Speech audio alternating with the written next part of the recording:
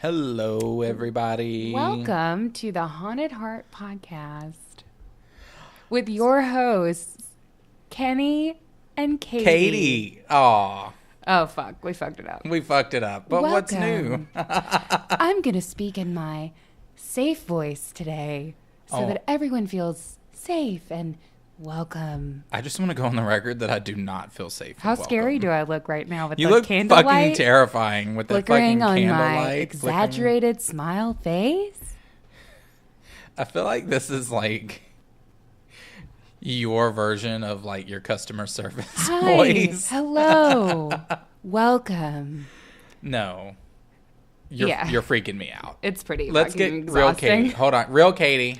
Let's get some vocal fry back in here. Thank you. Let's get some ums. Let's get some likes. Let's get some awkward pauses and some throat clearing. Okay.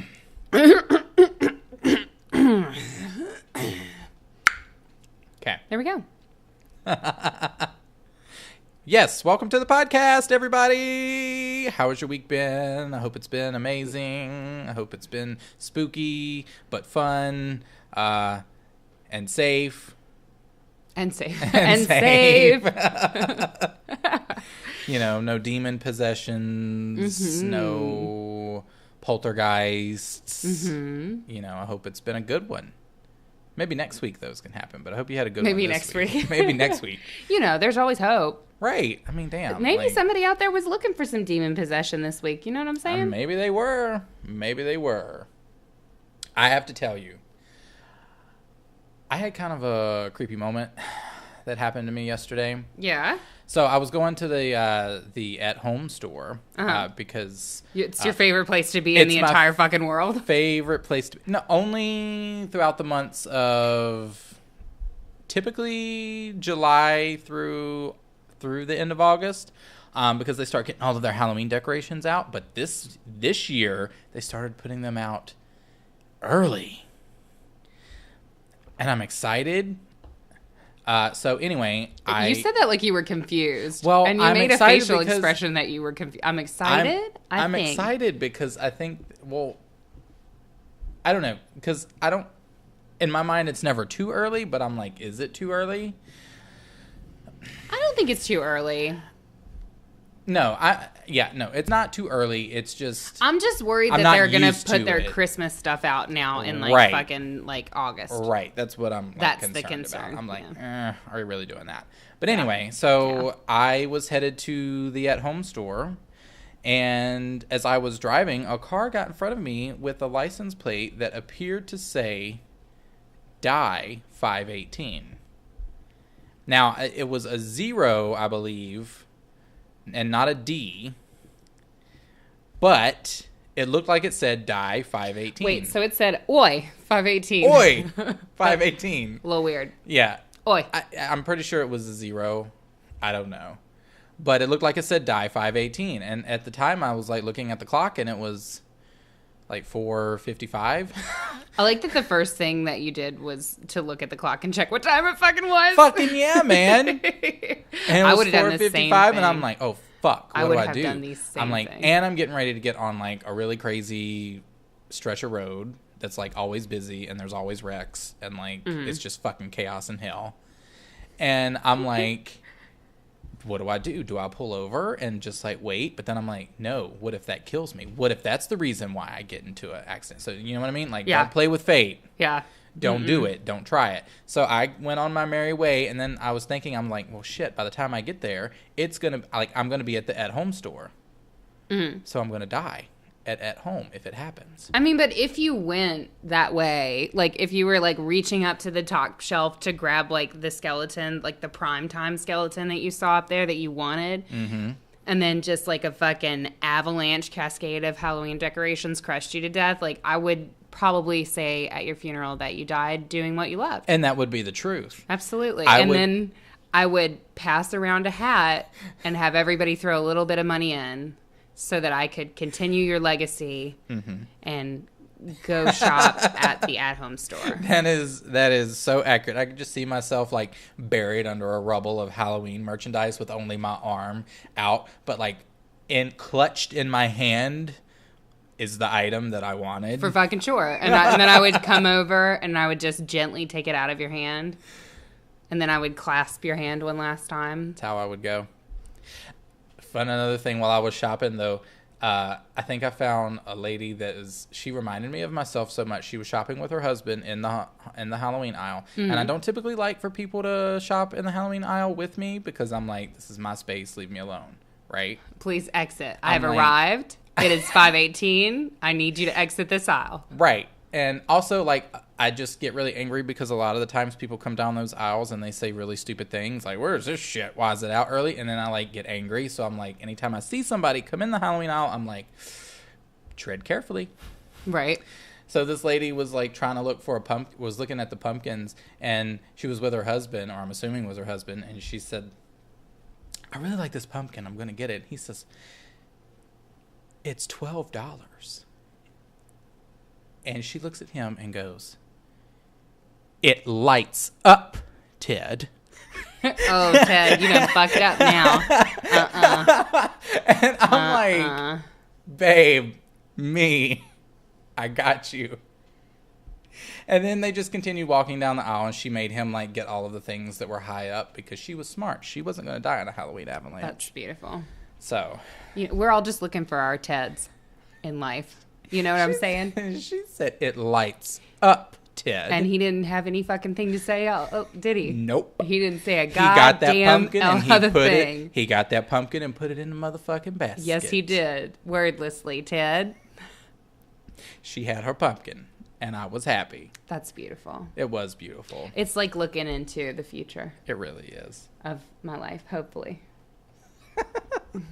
The actual future me is just sitting in some fucking, like, crazy, rusty Iron Throne thing, looking goth as fuck, but completely alone in an empty castle with no furniture. You wouldn't be alone. I'd be there. That's true.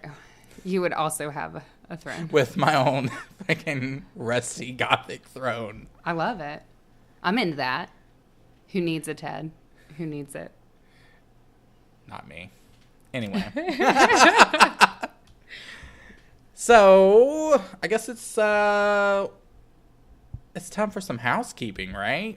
Got to clean this house. Girl, it's dirty. It is dirty, honey. Let's get the broom. She's dirty. Let's get these witch's cobwebs broom up. Hey, you remember all that stuff we were going to put on Patreon that we didn't? Yeah.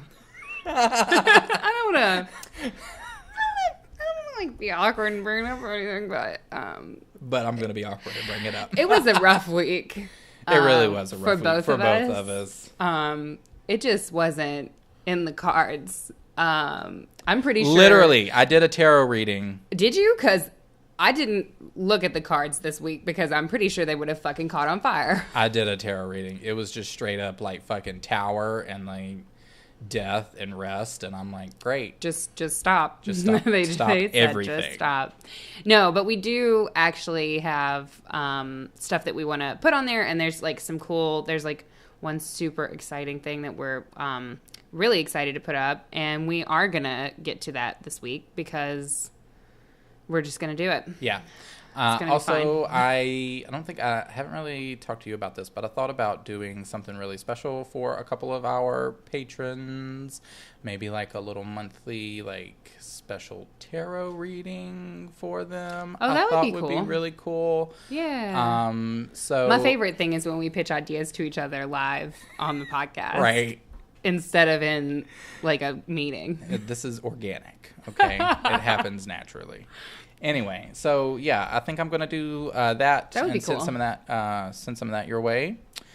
And yeah. Oh, also, our merch is available. Yay! We did manage to get that done. So we were trying to like prioritize things and like, you know, get stuff done. And like this week there was just too goddamn much happening. But what we did get done is we got the merch site launched. So now you can have your very own Haunted Heart Podcast t-shirt. Or bag, or mug. We have like a couple different designs, and we'll be like rolling new stuff out as we go. And yeah. And I just have to say, your boobs look great online. I did not realize that you were going to use So when I like went to check the site after it launched, I was like, cool, the thumbnail is just my tits. Like just a really wide close-up shot of just my tits. So even if you don't want to buy merch, but you were like, I'd like to see a really close-up wide shot of Caitlin's boobs in like a cotton tank top. There you go. That's for you. You're welcome. That's for all of you. We just have a sudden spike in website. No one's buying anything, but they just go. And then a sudden drop because it's not really as exciting as we make it. I don't know.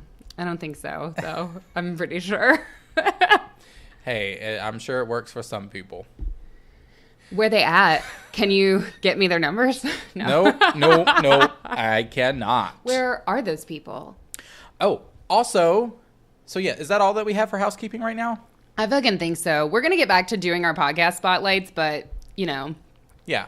If it's not obvious by now, we're holding it together with chewing gum and paper clips, so we just don't fucking have time to talk about anybody else's podcast right now. Right. Because we're so focused on us, which isn't a bad thing. Yeah. No, I mean, I really do feel that way. I think we've kind of, like, done a bunch of, like, we've met a lot of new listeners, and, like, the Facebook group is doing awesome. And like, and then there's, like, we're trying to work on this, like, little book club thing. I do really want to do that. Yes. So, yeah. If you listen to the show and you are not on the Facebook group, go fuck yourself. No, I'm just kidding. No, literally, go fuck yourself. No.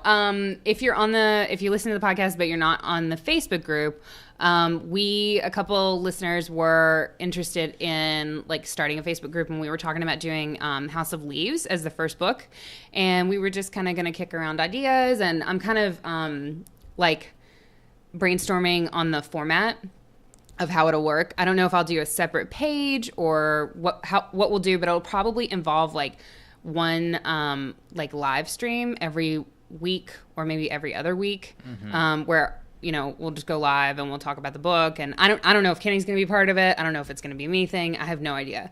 But know that is coming. And if you want more details on it, the Facebook group is the place to go.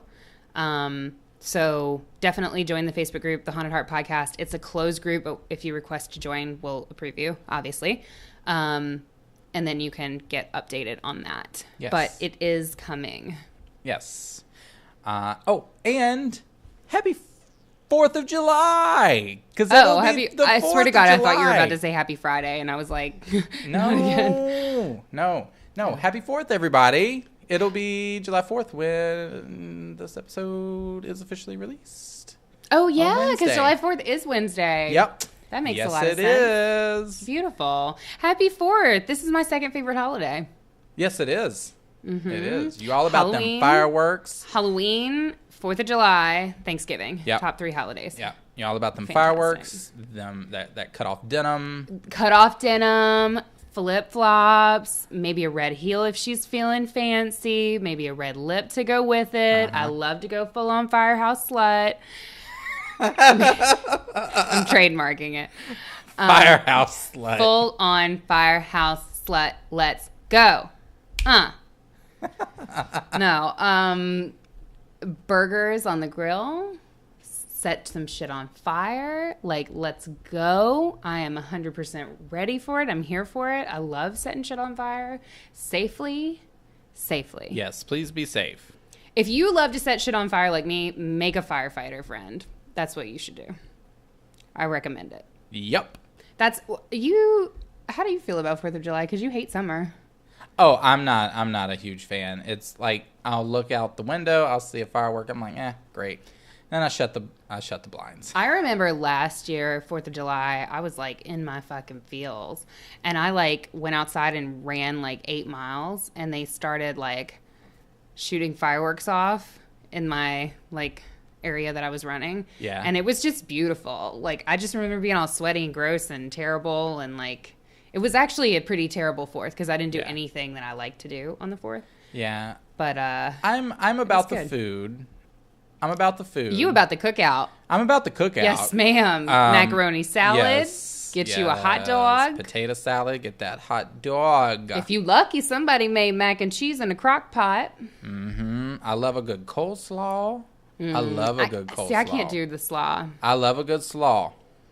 No, I'm just not huge into 4th of July. 4th of July was kind of like a big thing, like in my family, like growing up. And then like now that a lot has changed, I don't really like participate in it that much. But also like on the same hand, like I'm either working or I don't really have anywhere to go. I never really have anywhere to go for July 4th or to like do anything fun. So I don't know. Maybe that'll change this year. I have to look, see what my work schedule looks like. Yeah, see what your work schedule looks like. But also it's really fucking hot and I'm not about that either. Yeah, so I'm like, do I just find a cookout and like make it takeout and bring it back? And eat it in the AC. We can watch some Queer Eye. Yeah. I mean, I'm into it. Yeah.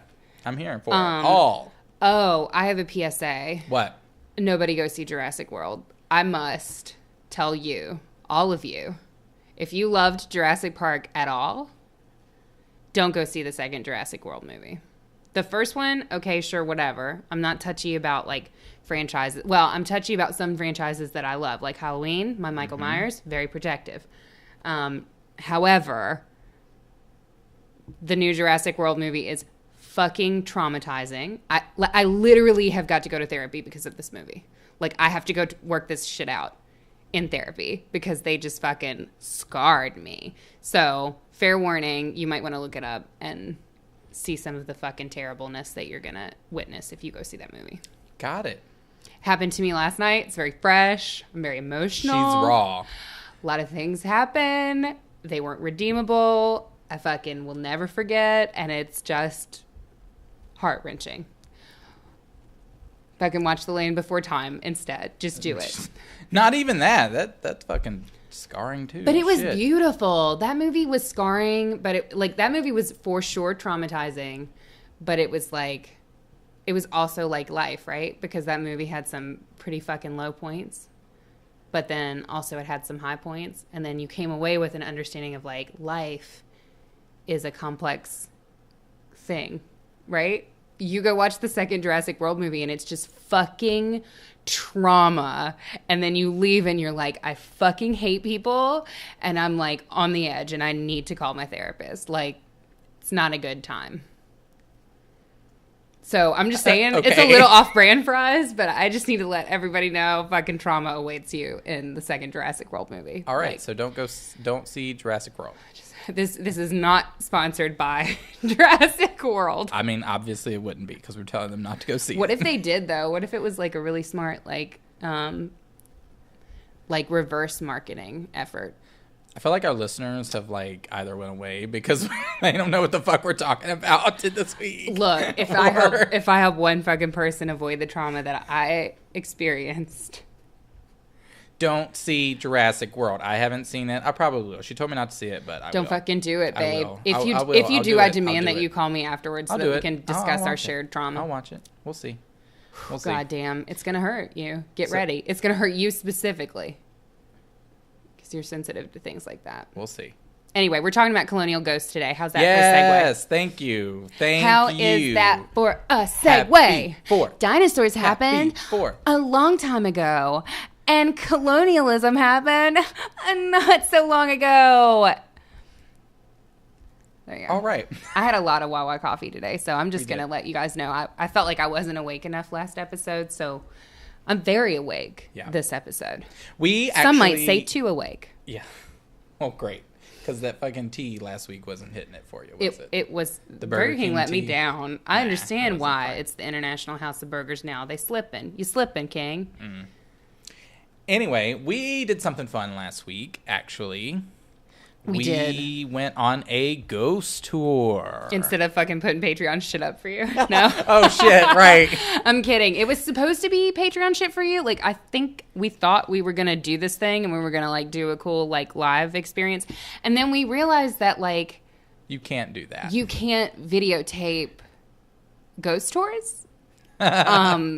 Because copyright. Yeah, you can't do that. And also disrespect. So we just enjoyed it for you. I took a few pictures that I will be posting. That is, like, they're pretty cool. We went to a few cool places, but we went to, it's Alexandria Colonial Tours. Yes. So Old Town Alexandria, beautiful area. In Virginia. Yes. Just in case you don't know where the fuck we are. Beautiful area. They do ghost tours, and then they also do historic tours as well. Yeah. They like touch a lot of like stories on like ghost stories, local legends, folklore, murder. But the coolest part about their stories is like all of their stuff is backed up with like actual historical documents. So they do a ton of research on like all the stories that they tell you, the people in them were real and the events actually were documented. Obviously there's some degree of like hearsay, but like it's mostly based on like actual true real documented things. Yeah, and so that's the one thing that I enjoyed about it was like that sort of infusion of history into it as well. Like it was ghostly and it was spooky, but it was also like I learned a few things. Like it was well researched and put together in a nice, presentable, professional way, and not this fucking heap of trash fire that we have. Yeah, it was not us. So they offer 2 routes, north and south. I believe we took the south tour. Yeah, we took south. And we had a really great tour guide. The tickets were reasonable. Yeah. And like you can find like ticket information if you're ever like planning on coming up this way at alexandriacolonialtours.com.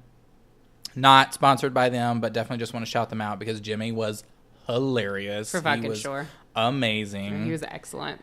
Yeah, excellent. And like I thought it was so fucking creepy that like we got there a little early and we went to a gelato shop prior to like meeting our tour guide. Yeah, because it was hot and we were gonna walk like a half a mile, and we're fucking fat asses, so we had to have a little snack first. So and turns out the gelato shop was on the ghost tour. It was the first fucking stop. He was like, first, let's stop at this building right here because it's super haunted. And Kenny and I just like look at each other and we're like, oh shit. I think something drew us there to the gelato shop. Maybe. Maybe it was the fact that the gelato shop was right fucking beside the building that we had to meet our tour guide at. Yeah, that. So. Maybe. Not to burst your bubble, but yeah. What was your favorite little moment? So my favorite moment was, I don't want to, okay, so I don't want to like retell any of their stories because those are their stories and they researched them. But there was this one little like aside, and I don't even know if it was like a real story or not, like because our tour guide just kind of gave it to us real quick. So it may have just been something that he researched on his own. So please forgive me, Jimmy, if you ever hear this. But there was this one particular building in Alexandria called El Porto. And it was he called it a school back in the day, where the sailors would get off their ships because Alexandria was a big port city. And the sailors would come into El Porto. It wasn't called that at the time, but they would come into that building and they would reserve time with one of the girls at the school. And they would receive some tutoring. AKA dock their ship. Absolutely. Ahoy matey.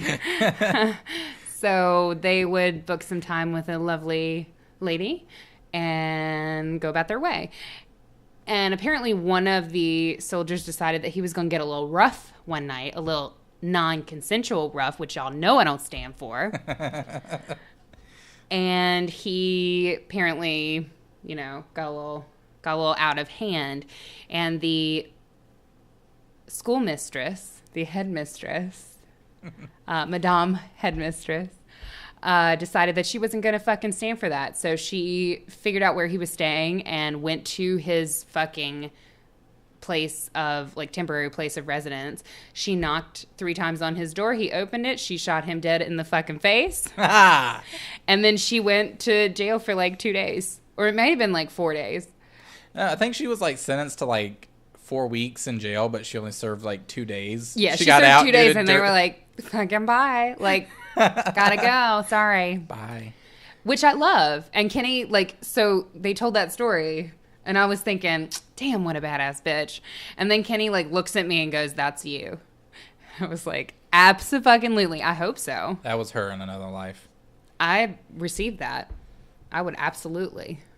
100%. Definitely. Yeah. If you want that rough stuff, we got a couple other contracts for you, honey. real. And you're going to have and to some go. more money. You're going to have to go work with Gertrude because she knows what's up. She knows exactly what's Fucking up. Gertrude. She's got strong hands and some good stamina for you. Yeah. So we had a fun time. We found a cute little like bar down in a basement somewhere. Fuck yeah, really shout out to the cool. Bayou Room. Fucking Bayou Room. Like, That was beautiful. Beautiful. Sometimes you just need a dark bar, man. Yes, because probably a lot of you guys listening have never been to Alexandria, Virginia, but Or maybe if you they go, have. or maybe you have, but if you go there, it is a very, how do we say that? Bougie. Yeah, it's a very bougie, rich, upper class, upper crust type of place. Yeah. The kind where you have to have like a 3-piece suit to get into a fucking bar. For sure. And I had nude fishnets and denim cutoffs. I was New wearing Balances. one of our Haunted Heart logo tees. Absolutely. Representing. And some like fucking cargo. So Yeah, we wanted to go see like the bar that George Washington frequented. turns out it's not like a dive bar. It's like a classy place. Something tells me that George would not fucking like it as much. Maybe though. now. You know like, what I mean? I could have sworn like the windows were lit by a single candlelight, and like I don't know, just looking in the windows, it just looked real dull. It looked really starched. It looked very quiet. It looked like the type of place where you don't really get above a whisper, a good murmur type bar, which is not really that great for me because I'm loud as fuck on just a daily basis. So we didn't go there. Instead, we went to this like cool ass like underground like The Bayou casual Room. That's what chill got ass me. bar. Yeah, absolutely. The name, the Bayou. I'm like, Bayou? Spelled out in like purple neon, and I was like, "Yep." Bayou? What? Kenny's like, "What is this place?" And I'm like, "This seems like it's for us." And we go down into the basement, and it's cold, and it's dark, and there's, like, limited seating, but it's not crowded. There's, like, candle lights, and I'm like, fuck yeah. And the drinks were decently priced, and, I mean, fuck yeah. It was a an good amazing Tom Collins. experience. Yes, Shout it out. was. So, who's going first? I think you said you wanted to bookend me. Ooh. I have Never had that before. So I have a palate cleanser. Already? story We haven't even started the fucking first. episode. I'm gonna go ahead and just cleanse your palate. Well, we don't know what they're coming in from. You could be coming in from a long, hard day at work. You just pour yourself a glass of nice ice water or sweet tea or some brandy, and you just sit on back. And I just want to cleanse their palate from their day. All right. So this is actually just a like really short one that I wanted to tell just because I thought it was cool. I'm fascinated by buried alive stories. So I wanted to tell this one, and then we'll let you do your thing, and then I have a slightly more substantial Sounds good. piece as well. So this first story is the story of Elizabeth Throckmorton. Ooh. Which is Throckmorton. It's just a strong name. You know what I mean? Throckmorton. It says to me strong brows. You know? Really? That's interesting because I got strong jowls. Like, Yeah. Strong brows, a nice thick chin, just yeah, I can see it. So that probably is nothing. She probably was like fucking delicate gorgeous. flower. Absolutely. Because everybody was back in colonial times. Everyone was a delicate flower who smelled like absolute shit. God. Because historical eras are nasty. Yeah, no. No deodorant. No. No proper hygiene either. Yeah, no. So Elizabeth, she was terribly, terribly, terribly heartbroken because her father refused to bless a proposal of marriage from her beloved suitor. And she was so heartbroken that she fell ill as she returned from London to her family home at Churchill in Gloucester. Did I fucking... Worcestershire. That's what that sounded like. I think it's pronounced Gloucester. Gloucester. Gloucester? Gloucester, yeah. Fucking, I hate British things. Gloucester. It's okay, because I thought it was pronounced I thought it was Gloucester. Gloucester. I thought it was Gloucester, but I think it's Gloucester. Somebody help me.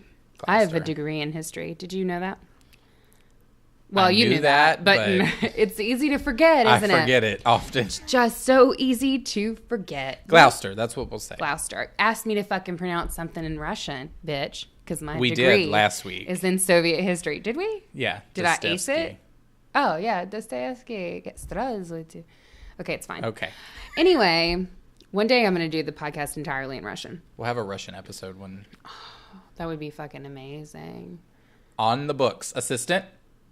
We don't have one, though. We talked about it last week. We definitely don't have one. Why don't we have one? I don't know. We could have fucking used one this week. Anyway. So, poor Elizabeth Throckmorton. She is terribly heartbroken. Daddy says she cannot marry Prince Charming. And she fell ill as she returned from London to her family home in, like, right around Williamsburg. Gloucester is near Williamsburg, Virginia.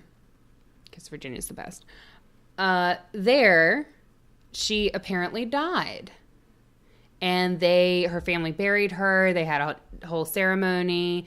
They were all very sad. They cried. They said nice words. Probably her cousins were fucking gossiping about her and talking about getting with her man, because you know how that stuff goes. And they bury her, set up a nice gravestone or whatever. However, there was one problem with that, and it was that Elizabeth was still alive. Oh, no. So I hate when that happens. I fucking hate when I just lay down for a nap. I am so fucking tired. She was like, and 3 days later, somebody's fucking shoveling dirt on top of me. I mean, I just feel like that's you. Just tired from work. Just fucking. I'm just going to lay down. Oh, she died. I 100% Thankfully, you have me. Yeah. To come in and just be like, no. She's just tired. She's just had a rough week. Just give her 6 or 7 days. She's going to be fine. If she starts to decompose, then we'll, sprinkle a little dirt on her for a while. Or some lye. even then, she's probably coming back. It's fine. It'll be like Uncle Buck.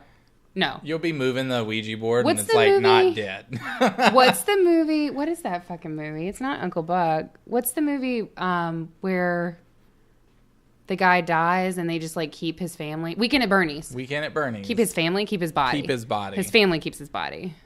I don't think that was his family, but okay. I mean, there was a dead person. They kept his body. We kept him. Yes. We put a hat on him. Yes.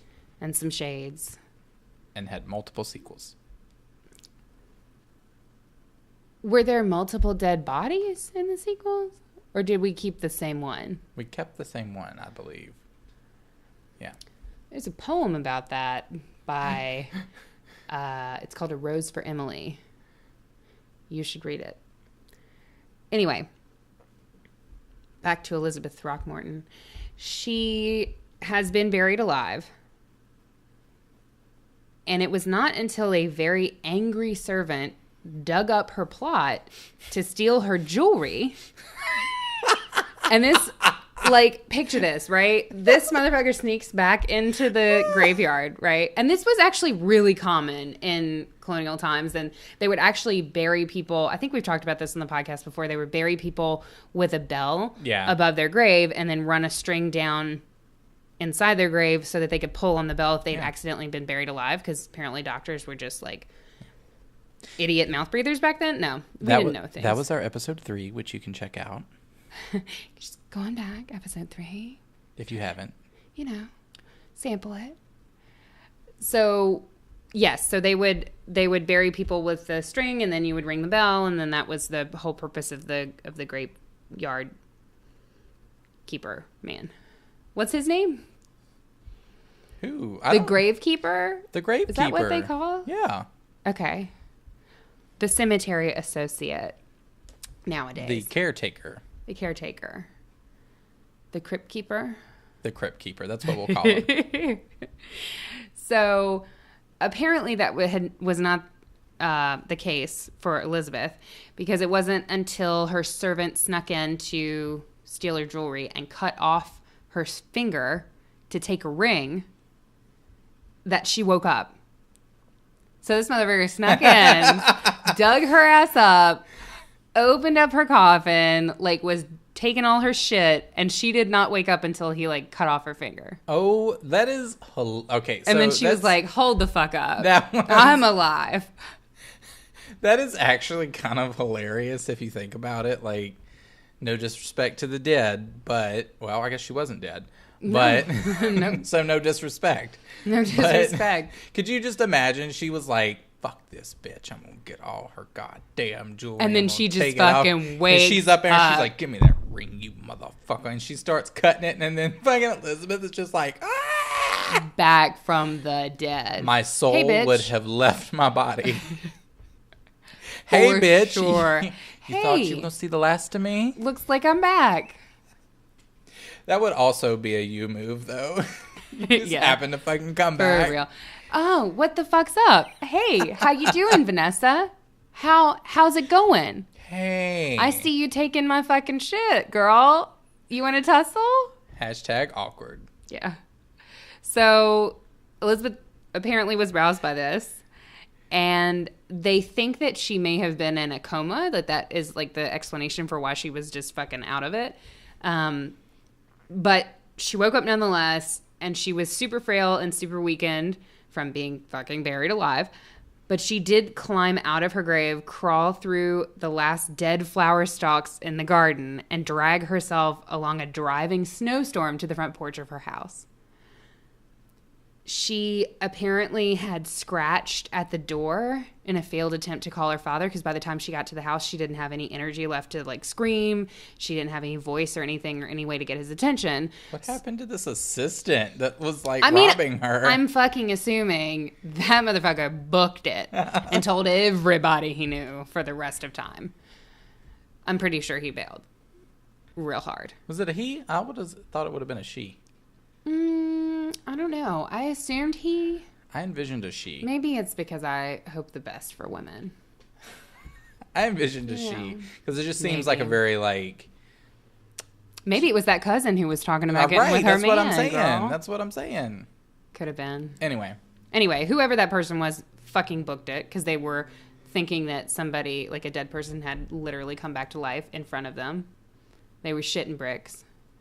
And she drags herself to the house in the snow and scratches at the door, fails to get her father's attention, and dies on the front porch. That sucks, man.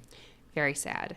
So for generations afterward, the residents of Church Hill reported inexplicable incidents and encounters with what some believe to be Elizabeth's ghost.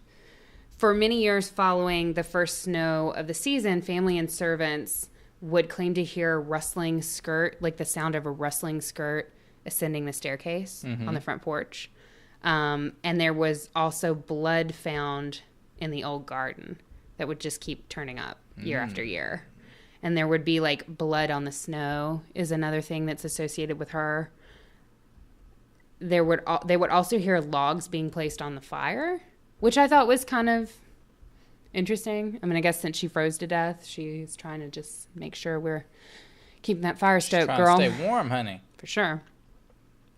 So but the most, I guess the thing that is most indicative of her is there is apparently a big cluster of violets that grow near the steps of her house where she died.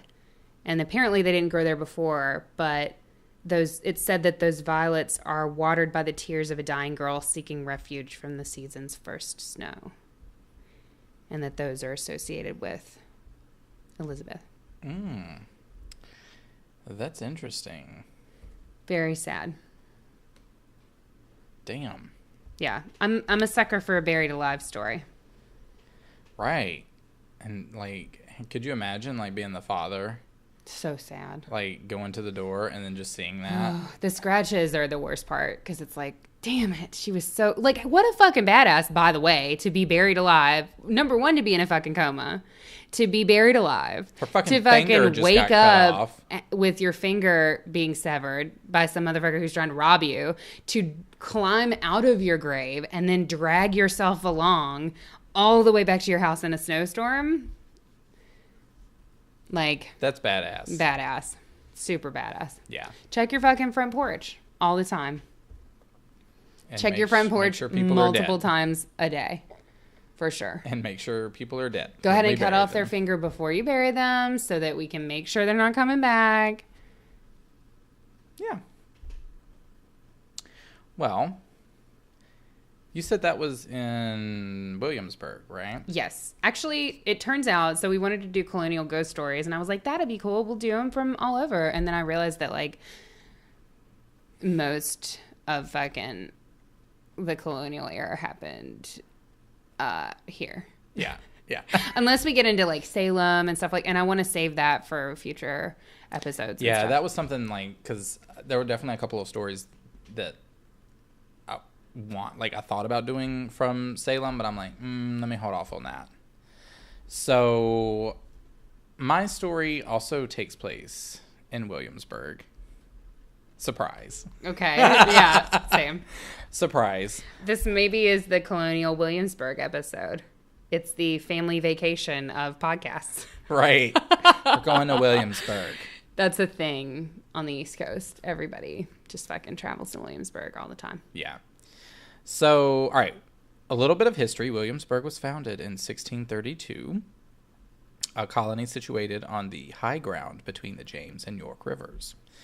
From 1699 to 1780, Williamsburg served as the capital of the Virginia Commonwealth and was at the epicenter of political and social events leading up to the American Revolution. And it was around 1670 when William Randolph ventured over from England to establish his new home with his wife, Mary Isham. Together with their progeny and marital alliances, the two became known as the Adam and Eve of Virginia. One of these descendants was Peyton Randolph, first president of the Continental Congress. Some people also refer to him as the first president.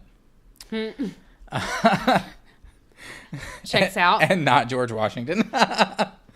Peyton was born in September of 1721. Are they alternative facts people? No. Well, I guess because they consider, because that was, that was setting up everything, yeah. that and because he was the president of the Continental Congress, that he could technically be considered the first president. Okay, that's cool. Not elected, so not elected. Probably not. Probably not gonna.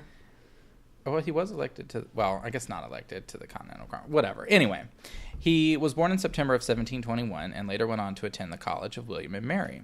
And at age 16, his father, John Randolph, passed away, and he was left to inherit the family home, which he moved into with his wife, Elizabeth Randolph.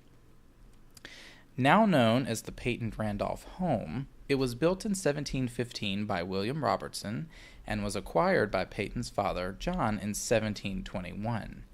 It was an impressive home for the times. Originally built in 3 separate parts, they were later connected to form an L-shaped estate located at the corner of Nicholson and North England Streets. The deep brick red color of the home is as beautiful as it is symbolic of the estimated 30 deaths that have occurred inside. Oh, shit.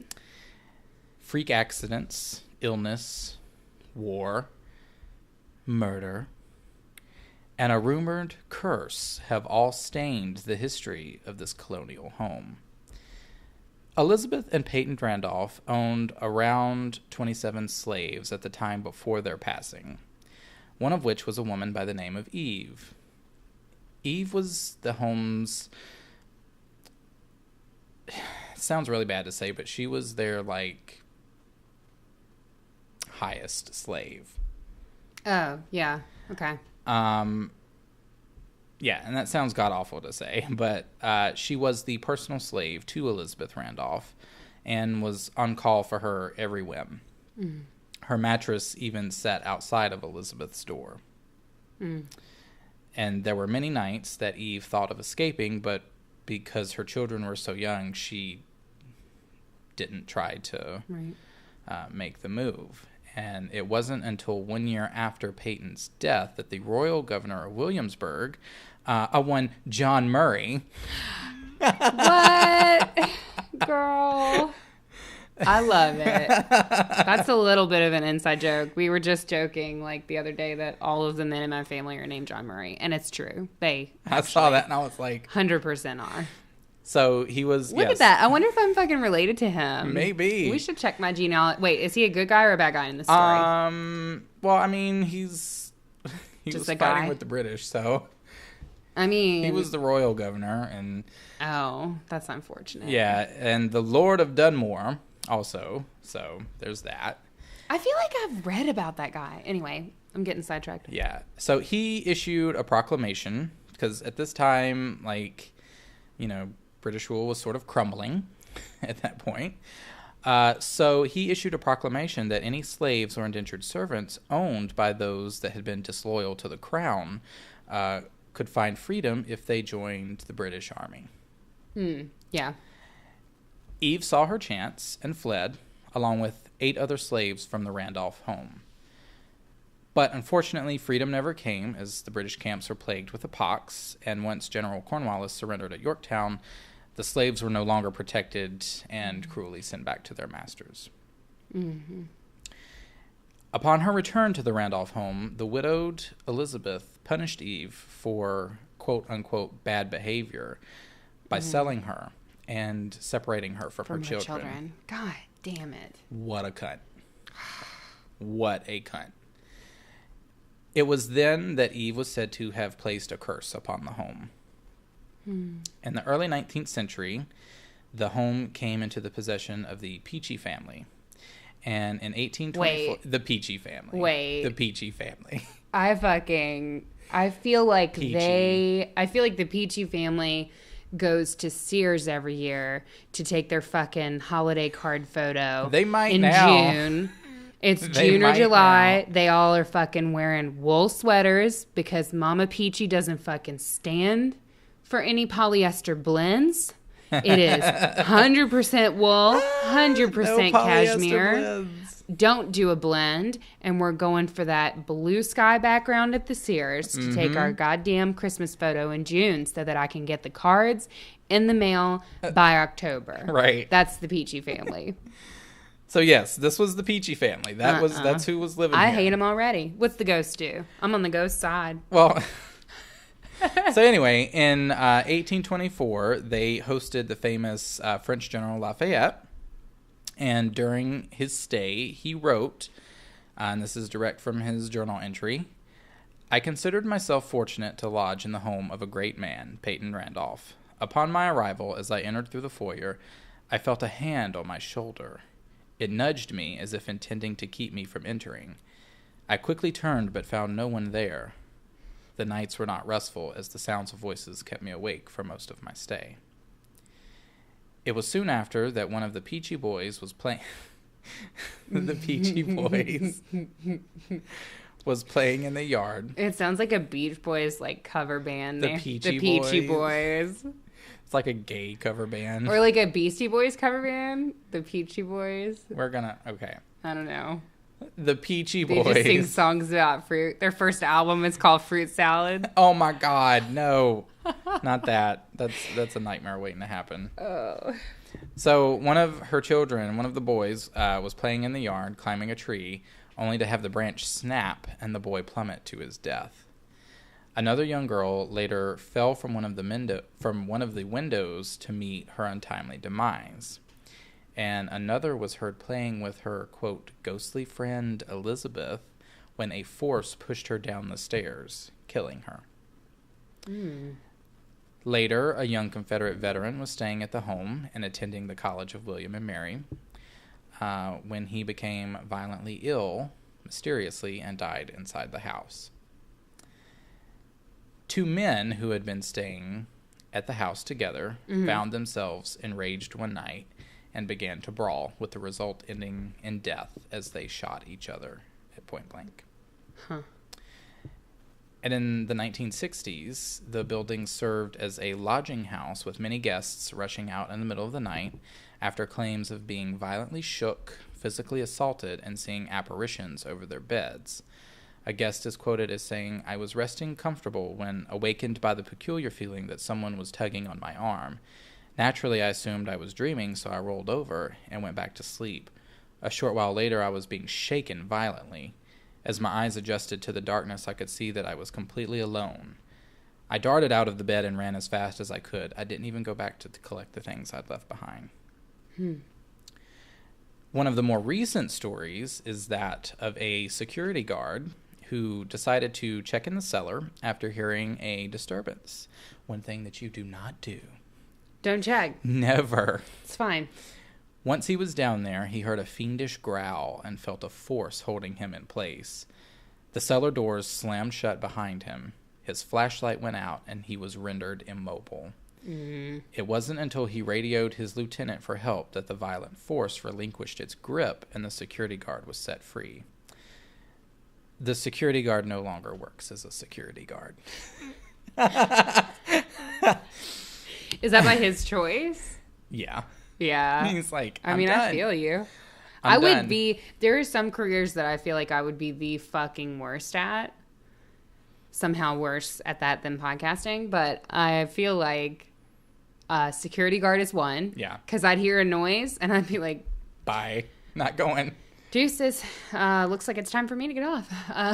I'm not doing anything. I'm staying locked in that little TV room. For and fucking like, sure, eating chips. 100%. I would be any security guard from any like 80s heist movie. That would be For fucking real. me.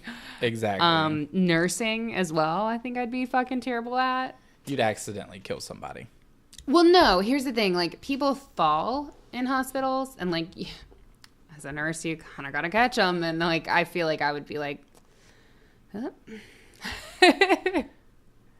So you would just be awful. That's what we're saying. I would literally be terrible nurse, terrible security guard, terrible like emergency responder. Terrible anything that is like I'm there not to gonna be there protect on you time. and help Yeah. you.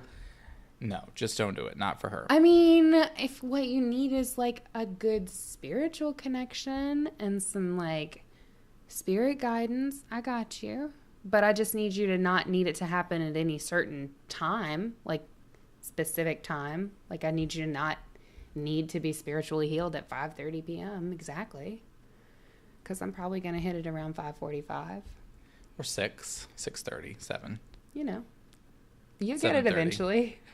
The next day. I'll get you them vibes eventually, baby. She calls you next week. That's fine. So yes, another incident occurred in the east wing of the house where two women had lived by themselves until their deaths.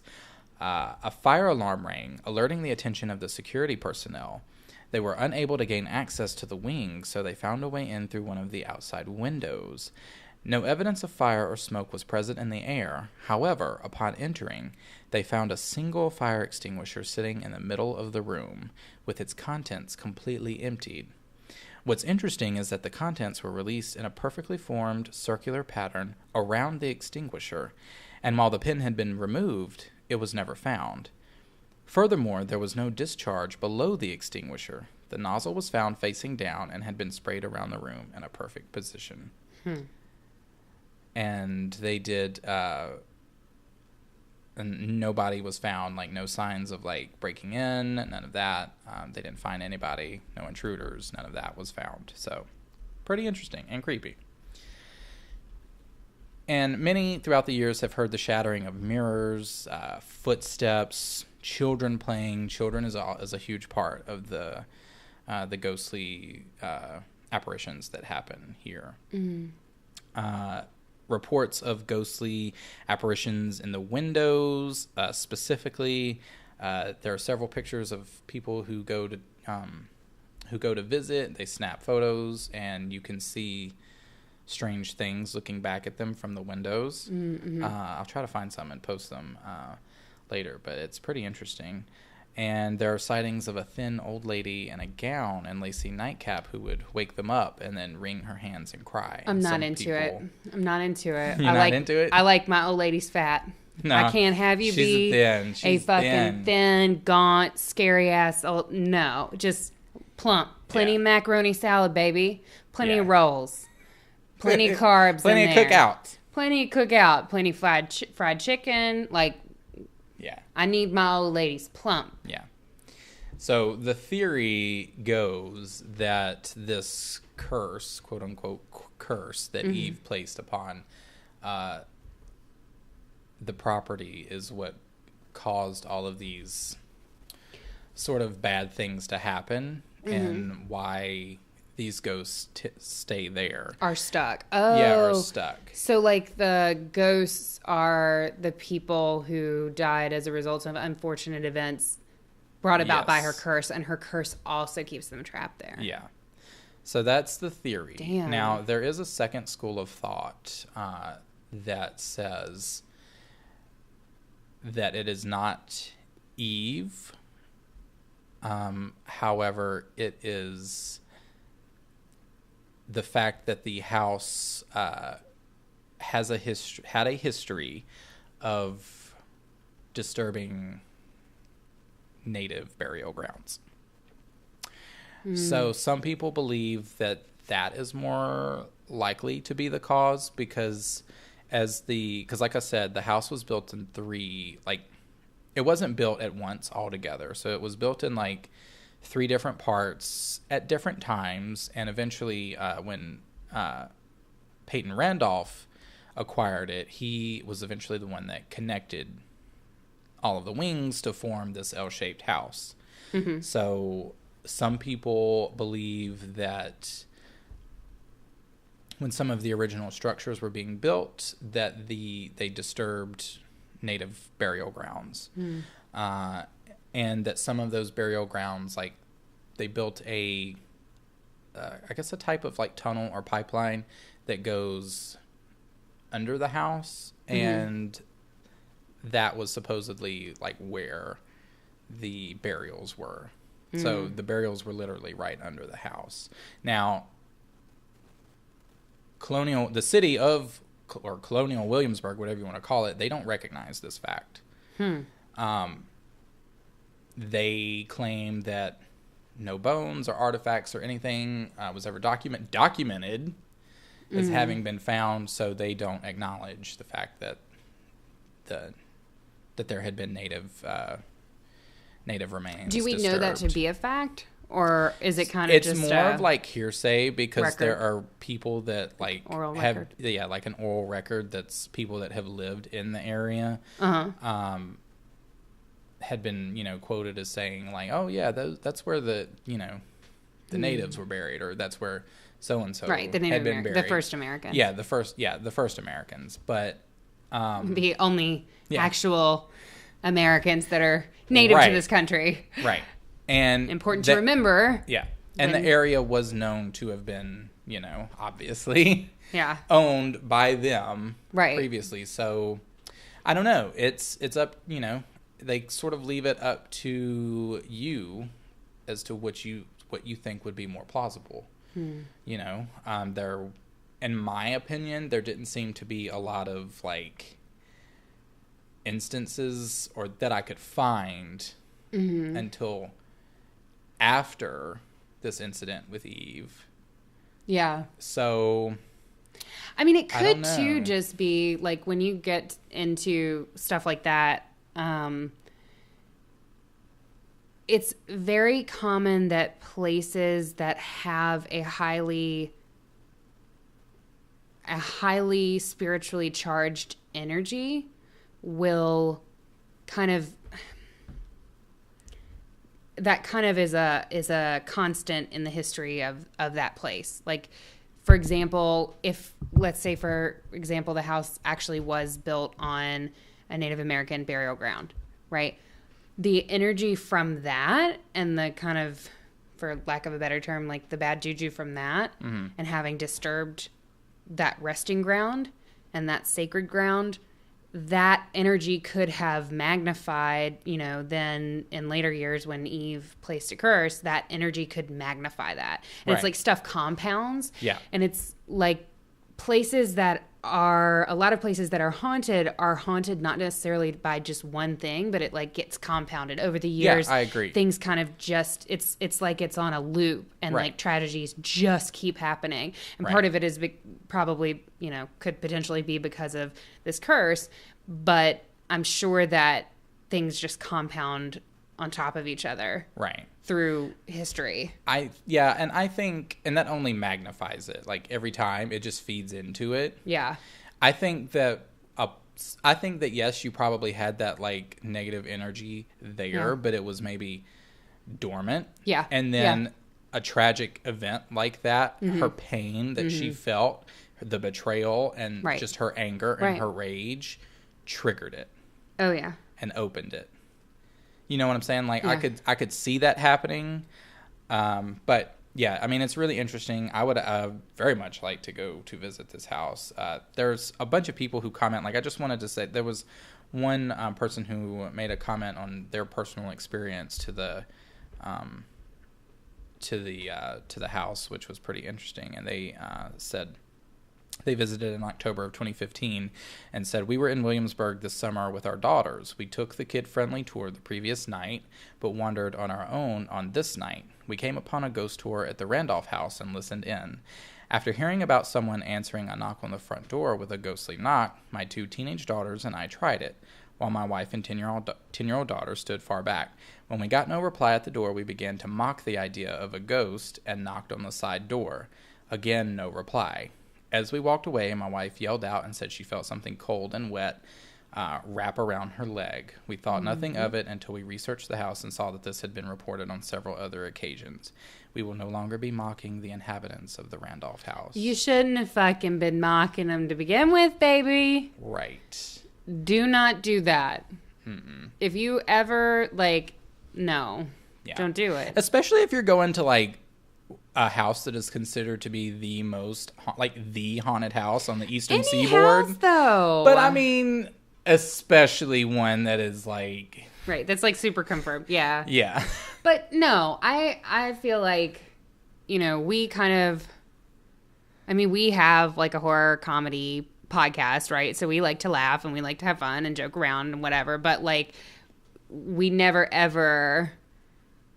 We're very careful as far as respect goes, and we never want to be disrespectful to, you know, anybody's spirit or any, you know, and so like if you go on ghost tours or if you go on anything like that, like always try to be respectful.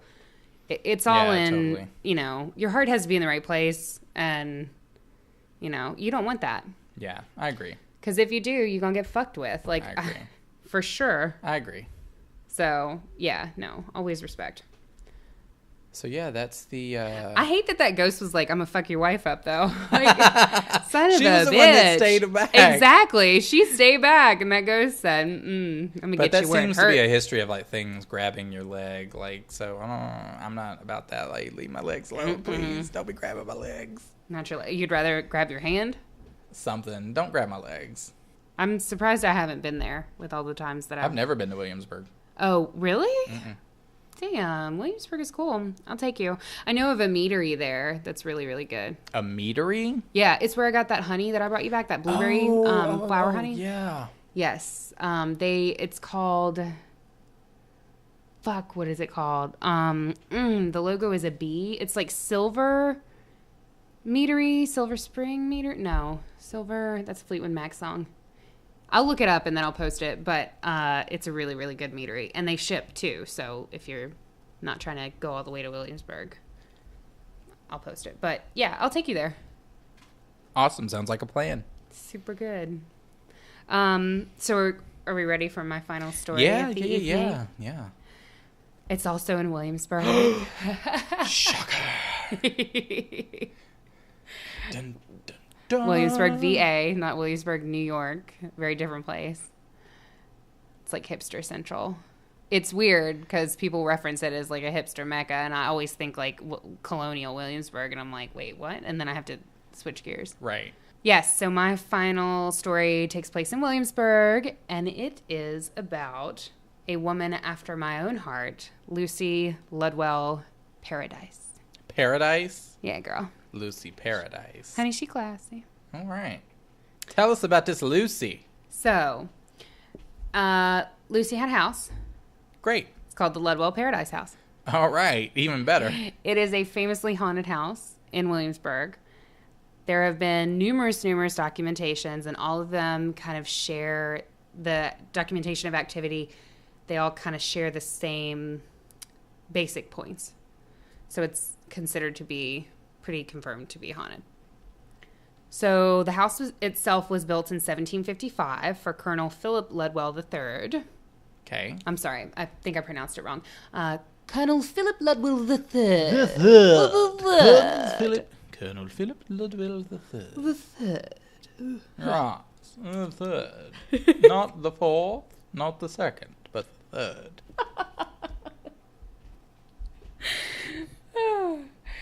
So, yes, the third.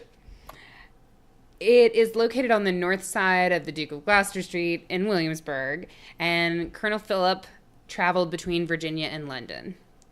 He was super fucking important and a cool guy in history himself, but this story is not about him. It is about Lucy. Lucy. So Colonel Philip III, fast forward, he dies, sadly, in 1767. And the house is inherited by Lucy. Now, Lucy lived in London full-time, and she was married to John Paradise, who was, he sounds fucking fascinating and like a total babe. He was a scholar and an academic, and he was friends with all these influential people, one of which was Thomas Jefferson, who was the governor of Virginia at the time. And also the cousin of the guy that I was talking about. Yeah, exactly. So he was... John Paradise was super cool. Apparently they had a really great marriage. However, he died in 1795 and left her completely destitute. Because scholars don't make money, ladies. Let's get you married to a lawyer. For real. Academics ain't got no money. But they sure can sweet talk. So John dies in 1795, and Lucy has a pretty rough decade where she tries to make things work in London because she was used to hanging out with high society, and she was used to her London citygoer way of life. She was a city mouse, not a country mouse. However, being completely destitute in 1805, Lucy had no choice but to return to her Williamsburg house. And actually, Thomas Jefferson kind of pulled some strings for her to make it so that she could actually own that house because she literally had nothing. So she had a house, but she had no riches. At this point, when she comes back to Williamsburg in 1805, she was very, she was of colorful sort. Okay. She was very eccentric. She was a suspected kleptomaniac, but then again... Wait, was she the one that robbed that bitch's grave? Maybe, girl. That could have been Lucy. Sounds like her. No, she apparently was a suspected kleptomaniac, but then again, she was totally destitute, and extreme poverty does have a way of encouraging you to steal, so she kind of had a reason. But she was, irregardless, committed to her identity as a wealthy socialite. So she would borrow these really nice gowns from other women in the community, and she would put them on and wear them down the street, and she would parade through the streets of Williamsburg in these gorgeous gowns, right? But wouldn't everybody know they weren't hers? Well, no.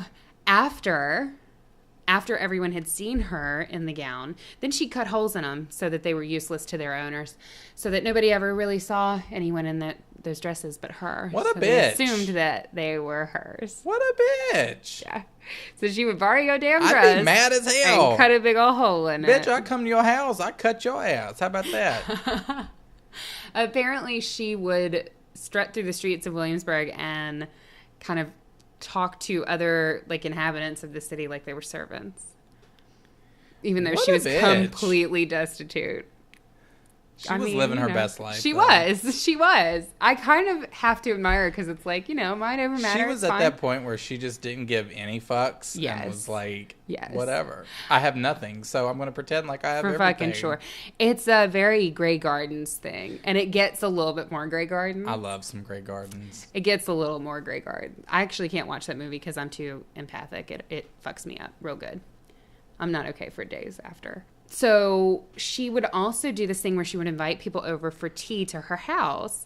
And she still owned her carriage, but she didn't have any horses because she had no money to feed them and keep them up and all that stuff. So she had one slave who would roll the carriage back and forth on her back porch and talk about all the wonderful things that they were passing by, even though they were just staying in one place. Oh my God. 100% Colonial Grey Gardens. First of all, that's awful.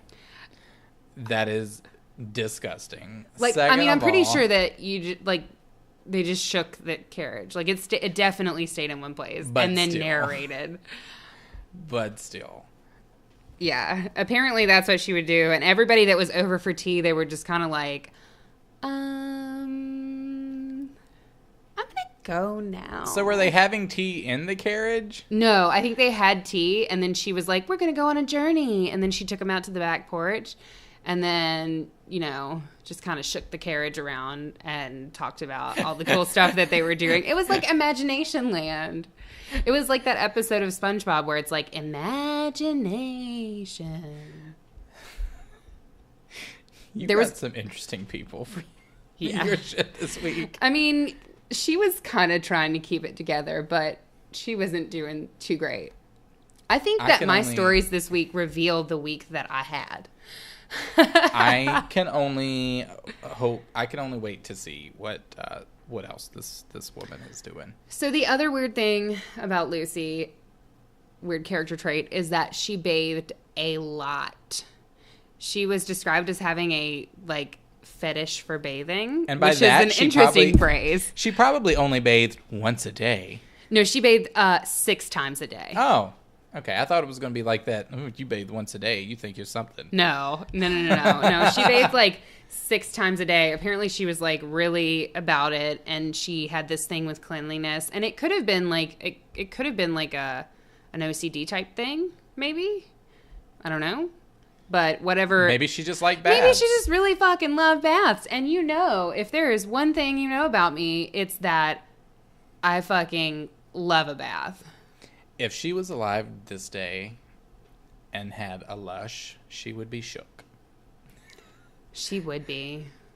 Ooh, girl. Spirit sister. Up to 12 baths a day. Yeah. Double it.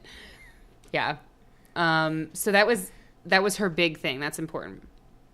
So in 1812, remember she moved there in 1805. By 1812, it's been 7 years and we've all decided that Lucy's just crazy as fuck. So right. Some sources say the women of the town. Some sources just say the town. I have no idea. But the town basically decided that she was insane, and they committed her to the public hospital for persons of insane or disordered minds, which is a fucking mouthful. Yeah. The public hospital for persons of insane or disordered minds was one of the first mental asylums, if not the first mental asylum in this country. Ooh. It is a fucked up story in itself. And I kind of wanted to get into it on this episode, but there's just so much there that I feel like we could do a whole episode on mental asylums by itself. Oh, fuck yeah. I'm so down. So I am going to kind of table that and save it. But basically, Lucy was committed, and this place was everything that you would imagine of a colonial mental asylum. It was super fucked up. Fucking awful. There were, they would just chain the patients to, walls. Oh, Yeah. It's recess. Yeah. Mental health was not treated well back in the day. In some cases, it still isn't. And that's a read. So that's a read for the shitty healthcare system that ignores mental health and then wonders why people commit suicide. Anyway, too deep. While Lucy was in the public hospital, she experienced obviously grotesque and terrible treatment. She was starved. She was beaten. She was hosed down. She was chained up. All that type of fucked up shit. And after 2 years of imprisonment there, she committed suicide. Ooh, okay. Now, I looked high and low for method of suicide, and I couldn't find it. So I'm not sure how she did it, but needless to say, she had had enough of the public hospital. After that happened, people started reporting strange activity in the Ludwell-Paradise house. It's said that her ghost haunts the upper floor of that house, and the sound of water being poured into the wash basin and splashing around can be heard throughout the house at random times. Those who gather below Lucy's bedchamber window outside often catch a glimpse of her ghost looking down at them, and she often appears in photos that tourists take of this window looking out. So she's still taking her baths even in the afterlife. She loves a good soak, and I am a woman who appreciates a good soak, Miss Lucy. So you soak on. Ooh. And if we ever go, I'll leave a Lush bath bomb for her. You know what? That would be nice. Because I know she'd like it. That would be nice. It's interesting, though, that she came back to the house. Because a lot of the times you think, like, you know, a ghost haunts where they die. Yeah, that's not... We think of that as being the case, but often it's just where you have your most, like, prolific moments. Like, the moment that sticks with you. Right. So I imagine that she went back to her home because, you know, that was the home that was her home. Her father had built, and, yeah, where she lived. And that's where she took her baths.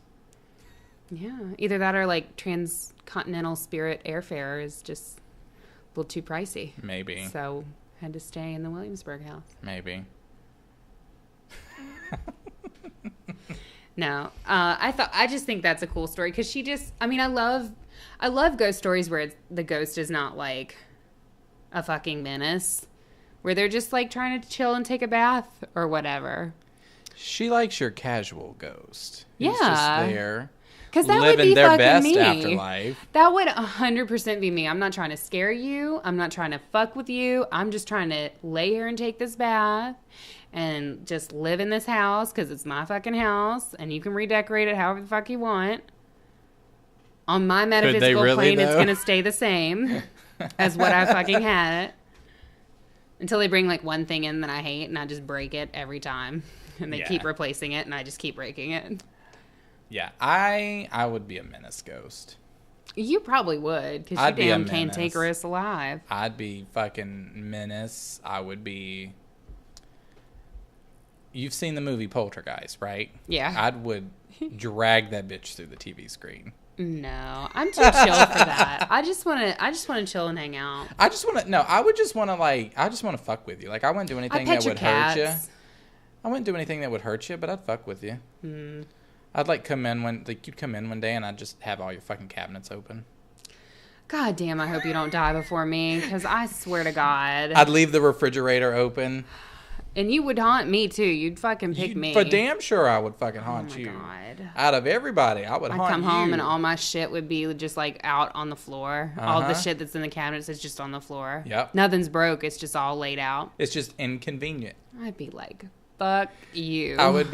I hate inconvenience in the real life, so I would be nothing but inconvenient in the afterlife. Well, I have some news for you about your real life. I have some news about how you are in real life.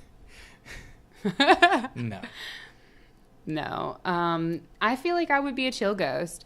I do feel like I would be that, like, you know those ghost stories where it's like, I was home alone and I was just doing my thing and I read my book for a while and then I settled into my bed and snuggled in and went to sleep and I rolled over an hour later and there was a ghostly figure beside me. That would 100% be me. I just want to bathe in your tub and I just want to snuggle sometimes.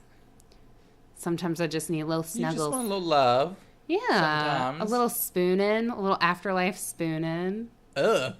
You know, what's good? Nah. It's fine. I'm going to wait in the shadows. Just wait in the shadows and just turn on your light. You know that. Wait till you get in the bed. Turn and your just fucking flip light. your fucking light God switch on. damn it. You better fucking not. I will fucking salt and burn your ass. No. If you start, get rid of me, though. if you start fucking flipping switches, I swear to God. You couldn't get rid of me. It would be like Insidious, where it'd be like, no, she's just fucking haunted, not the house. Like, this motherfucker will not let go of her. And then they go through like pictures. They go through pictures of me, and instead of looking like intimidating and shit, you're just like fucking making faces behind me. Like, I'm just like, what is this? What is that? And it's just me, and I'm like, you're just like making a face, tongue sticking out, making a face. It's like that moment where they talk about Annabelle doing bunny the ears doll. behind me. Yeah, they're talking about Annabelle the doll, and it's like, the house isn't haunted. It's her. She's a conduit. Oh, God. I would be pissed, too. Me in the background. For fucking sure. I would be fucking sure. This my girl, yo. No, I feel like I would just want to snuggle and take some baths. You know, ghost sex is a thing, though. I'm aware. We should do an episode on that. I'm aware. I think it's fascinating. I mean, I don't want I'm it sure to it happen is. to me. I do not want it to happen to me, but I think it's so fascinating. All right. So I guess next week Are we we'll gonna see end you on with that? fucking ghost sex. Yeah. Next week we'll talk about ghost boning. It really is a fascinating subject. It intrigues me. Yeah. And I haven't decided if people are just fucking off their rockers or if that's a thing. Should we add another color to the queer flag for that? Pan-spiritual sexuality? No, we're not doing that. Don't give anybody any ideas. Could it be like clear? No. All right. Well, thank you guys so much for tuning in to the Haunted Heart podcast this evening. This might be our last episode if we get taken off. Yeah. You never know what you're going to end up with. If you have stayed with us throughout the last 5 minutes, God, you're the best. You're the best. We love and appreciate you more than you know. And we will love and appreciate you more if you buy our merch. And join our Facebook group and hang out with us. We're on there. We always see everything that everybody posts, and I try to comment on everything. But know that we see everything that goes up, and we think our group is really cool, and we love everyone on there, and we love to see people post. So definitely post things to the group. And come hang out with us on Patreon. We have a bunch of cool shit there. We're going to have more cool shit there. We do have a surprise for this week that is going to go up. We promise. Yeah, we promise. And that is just kind of like that's kind of like the super exclusive club. It's really cool. We love our patrons. So. All right, guys. I guess we're at that point in the evening. The hour is upon us. Our candles have burned low, and so has our patience. And it's also really fucking hot, and I'm ready to get this fucking air conditioning back on. God bless. So, all right, guys. Oh, by the way, let us know. Comment if you've ever had any ghostly experiences. I would also love to know that. Yes, or email us at thehauntedheartpodcast@gmail.com. We would love to know your experiences and also potentially share them on the show. Yeah. Do you believe in ghosts? You Which probably theory do you believe in? Like in my story, do you think it's Native American, or do you think that it was a curse or a fusion of both? I want to know your opinion. So, and Katie does too. I do want to know more than anything. Yes. More than anything, I want to know. All right, guys. I hope you have a great week. Happy 4th of July. Stay safe. Happy America Day. Yes. Celebrate. I think it's an important time to celebrate our nation and all of our nation, especially since we are so divided. this country is still a great place, and we are strong because we are different. Yes, completely agree. From each other.